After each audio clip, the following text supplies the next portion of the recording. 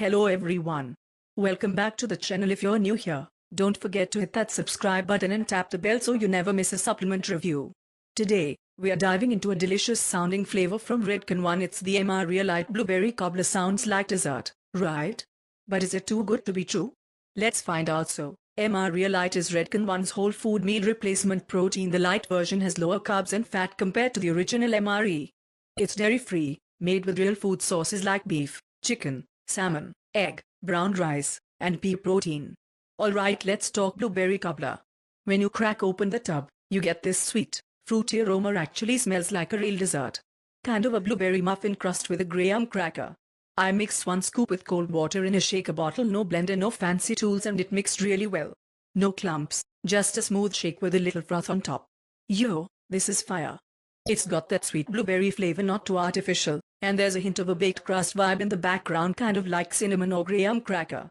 It's not overly sweet either, which I appreciate. Honestly, one of the best tasting MRE Lite flavors I've had. I've had this post-workout and even as a midday snack, and it's super light. No bloating, no stomach weirdness, which is huge for me, especially since it's dairy-free.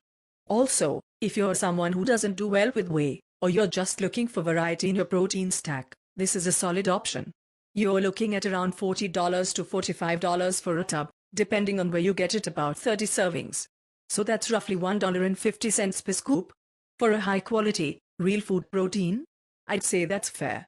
So, is the Blueberry Cobbler MRE Lite worth it?